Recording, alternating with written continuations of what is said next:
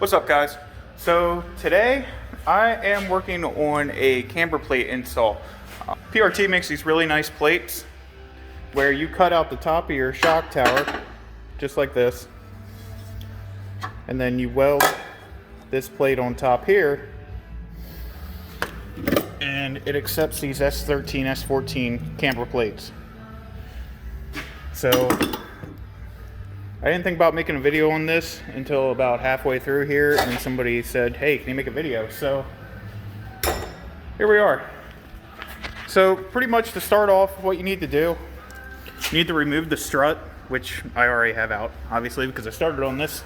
And then next, what you have to do is remove the spot welded in piece here for your factory strut mount, which if you look up through here, you can see.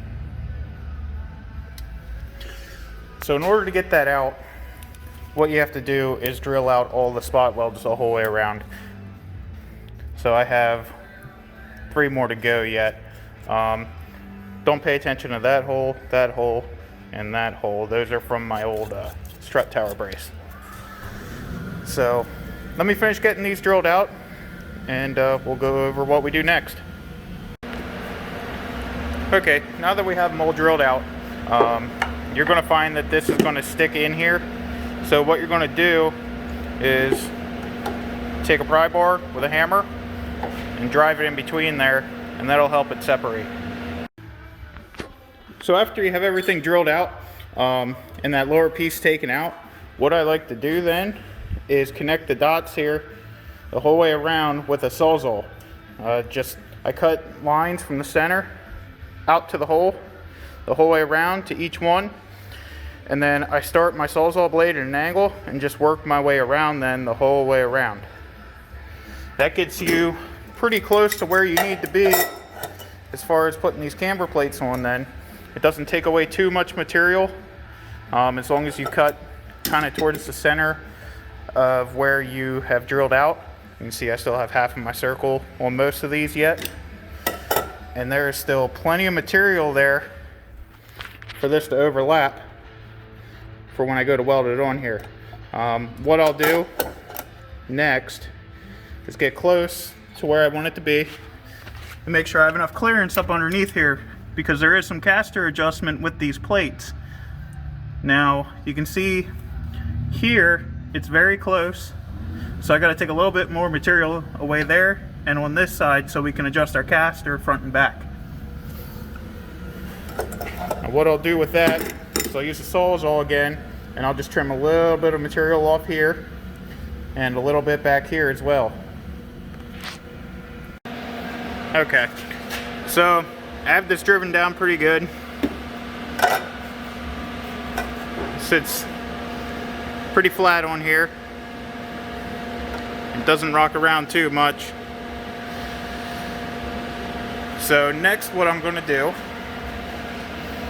is I'm going to take a die grinder around the inside edge here and try to clean this up a bit. Alright, now that I smoothed that out a little bit, I'm going to take my grinder. I'm going to go over the top here, mostly just to remove the paint and to smooth it out a little bit more. Alright, so now it's all ground down and clean.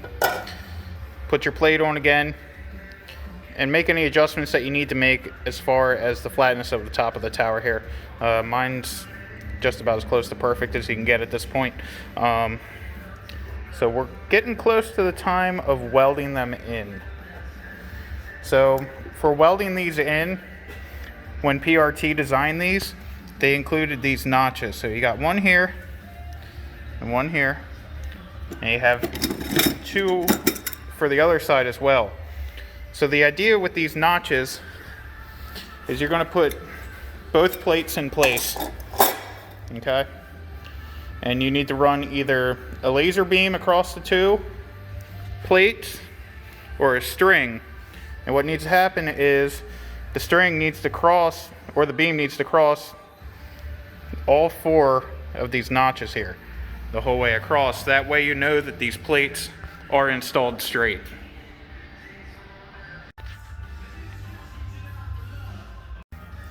Okay, so Here's an example for you for the string. You can see that's lined up. That's lined up. You go straight across, just like that. And just for reference, I tied it around the lug stud. Come over to this side.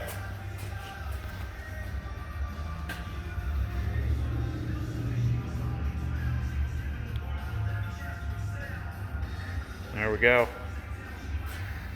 Now at this point, we're ready to tack weld it in place. Okay, so once you have this all lined up here and you're ready to tack weld, just take one more precaution on making sure that this thing is straight. Find a spot anywhere on the car that is going to be consistent on both sides and just measure it. So what I did is I measured from the end of the fender here, this tip, down to the line on both sides to make sure they were identical. That way these are set perfectly straight in the car. Another thing you can do is check your clearance around the edges here and make sure it's consistent the whole way around on both sides. And then once you have that all finished up and ready to go, and you have everything cleaned up and ready to weld, you can tack these into place. Let's get them tacked. One other thing, when welding, make sure always disconnect the battery and make sure you have a good ground somewhere on the car for you to connect to for when you're welding, just to make sure you get good penetration and so everything sticks the way it's supposed to. Also, before you get into welding too much, make sure you take whatever precautions you can to protect things like moving the coolant reservoir, putting a piece of metal over top of the PCM back here, or even over top of the wires so we don't burn them, and also covering up the wires over here too, or removing them before you weld. I'd hate to see one of you guys do this thing and burn through your harness and then have much bigger issues. So make sure you do what you can to protect whatever you can, and show me your progress and send me some pictures on Instagram and show me how you make out. So here it is, the outside edge welded in. Now the way I did it is I kind of weaved back and forth between the plate and the tower. That's really hot, I'm not going to touch it. So the plate is quite a bit thicker than what the tower is, so in order to not burn through, I made sure to keep a lot of the heat up towards in the plate. But overall, that turned out pretty well for the outside pass. Now I got to do the other side. Alright, so got them welded in here. Don't judge my welds, I'm not a professional welder. You do want to make sure you have the welder set correctly though. You want to make sure you get enough penetration there on your top plate and your tower to make sure that everything adheres the way it's supposed to.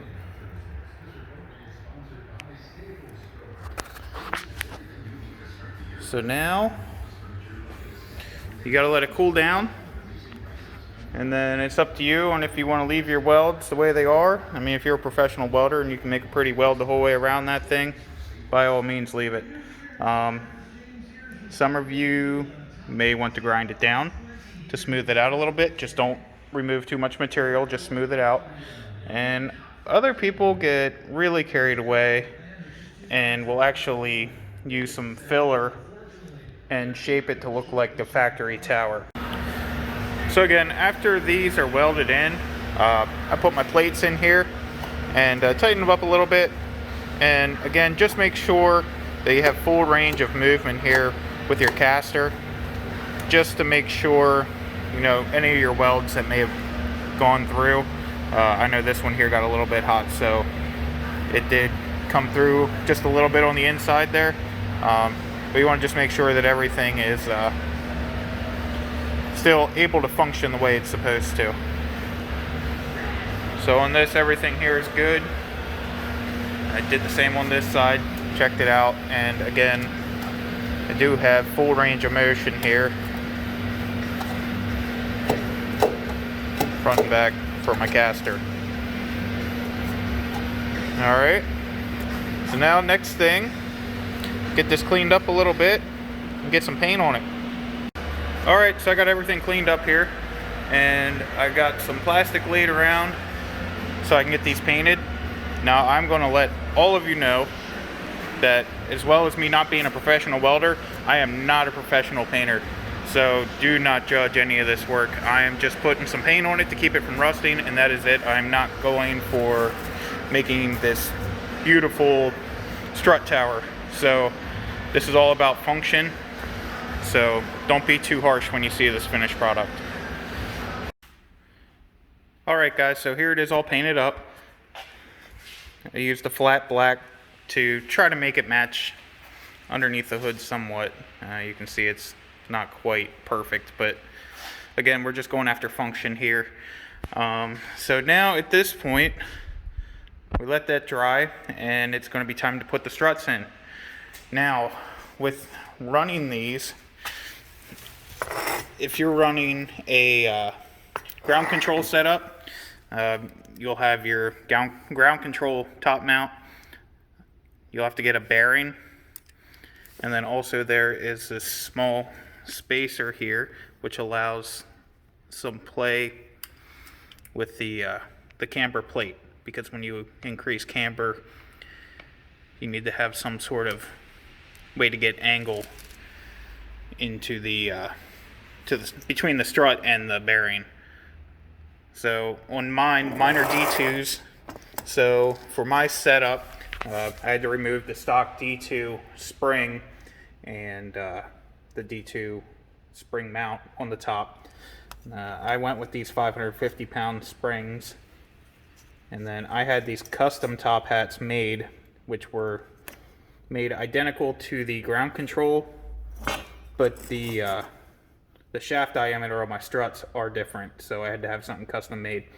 And then these bearing kits, I think PRT sells them with the top plate.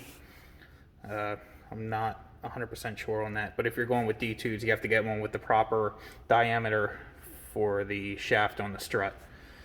So with all of this put together, it's ready to go back in the car. Alright, here it is all finished up. Got the struts installed, everything tightened up. Now at this point, you're definitely going to get your alignment done. Set it up however you want to, for whether you're using the car for daily driver use or racing use, or a mix of both. So for mine, I'm going to end up setting it with a bit more caster than factory, and also probably around -3 or -3.5 degrees of camber, just to show you the kind of wear that I'm having on my tires.